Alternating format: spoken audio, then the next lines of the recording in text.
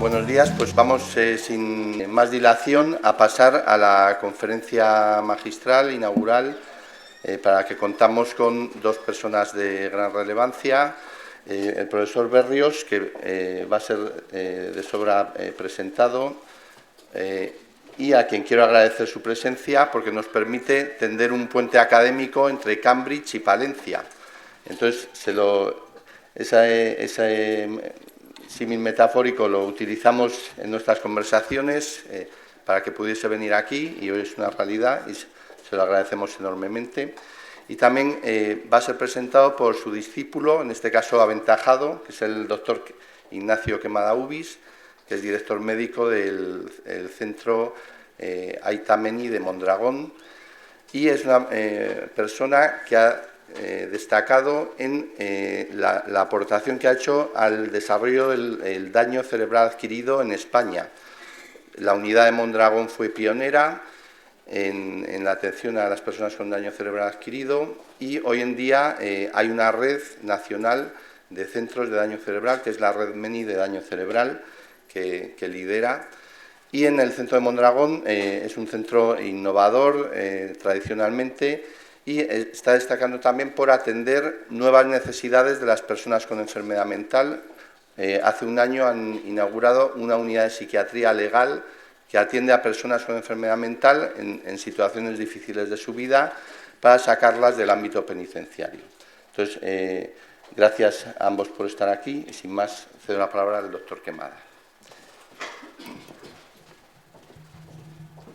Muy buenos días y muchas gracias, Carlos, muchas gracias a todas las personas que habéis organizado este evento. Tengo la tarea de presentar al profesor Germán Berrios, y yo normalmente me limito a hacer unas presentaciones muy breves y dejar que el ponente hable. Pero en esta ocasión me voy a extender un poquito más. Creo que es una ocasión histórica. Creo que Germán Berrios, el psiquiatra, en mi opinión, más ilustre, más brillante, vivo, está en Palencia. Creo que es una ocasión que merece, sobre todo para las personas más jóvenes que quizá no conozcan su figura, merece una introducción más formal que lo que habitualmente suelo hacer. Empezaré por decir que estas jornadas las abre un hombre extraordinario. Como digo, en mi opinión, el psiquiatra más ilustre vivo. Estamos ante alguien intelectualmente privilegiado, pero también ante un espíritu libre, inquieto, inconformista con las verdades únicas, trabajador infatigable y docente universal. Todos los que hemos gozado de su magisterio destacamos su generosidad y su hospitalidad, tarea siempre compartida con su esposa, Doris. Él no nació en París o en Londres, al lado de una gran universidad, nació en Tacna, que es una ciudad en el extremo sur de Perú, muy cerca de la frontera chilena. Estudió medicina y filosofía en Lima, y desde entonces mantiene un apasionado interés por el estudio de la relación entre filosofía, historia y el lenguaje de la psiquiatría.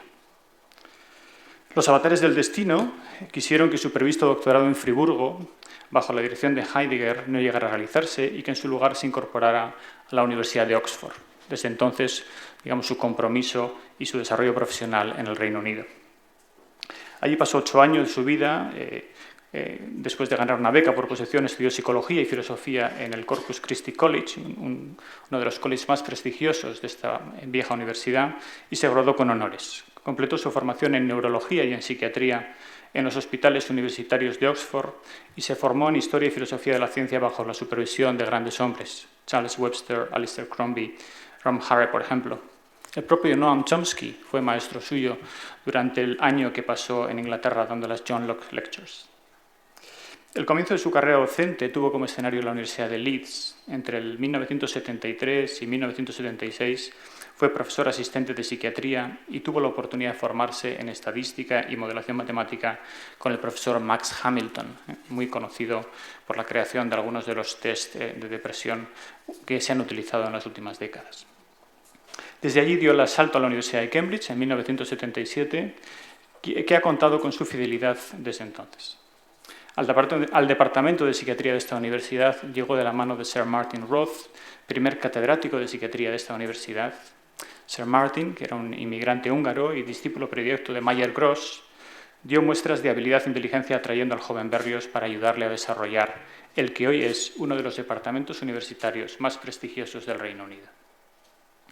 Es muy difícil resumir la actividad académica que ha desarrollado en Cambridge. Sus áreas de investigación se han centrado en el estudio histórico y conceptual de la psicopatología, de las que hoy vamos a tener una muestra, en el estudio de las manifestaciones psiquiátricas de enfermedades neurológicas, y ha contribuido a innovaciones asistenciales y a foros de reflexión muy importantes. Las clínicas de la Corea de Huntington, de los trastornos del sueño, de los trastornos de la memoria o los think tank, que yo tuve oportunidad de disfrutar de psicopatología y de neuropsiquiatría, son algunos de los ejemplos.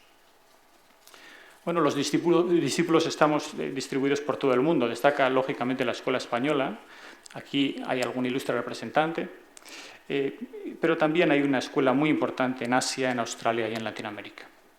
La mayor parte de estas personas hemos pasado años a su lado en Cambridge y hemos sido testigos y contribuyentes de una ingente obra en la que hay más de 440 artículos publicados y 17 libros, todos ellos sobre las áreas de su interés: psicopatología, historia de la psiquiatría y neuropsiquiatría. Por mencionar los libros más importantes, aquellos que han tenido una mayor difusión en España, pues cabe resaltar la historia de los síntomas mentales, la historia de la psiquiatría clínica junto a Roy Porter, el libro de trastornos de memoria junto a Hoyes y, más recientemente, en 2011, hacia una nueva epistemología de la psiquiatría, libro que ya se ha traducido al castellano, al francés, al italiano y al portugués. Los honores académicos son múltiples y no puedo citarlos todos. Tiene doctor honoris causa por la Universidad de Heidelberg, de Barcelona, de Buenos Aires, de Córdoba en Argentina, Chile y la Universidad Nacional Mayor de San Marcos, en Perú. La Universidad de Antioquía creó en el año 2006 una cátedra de psicopatología que es muy activa y que lleva su nombre.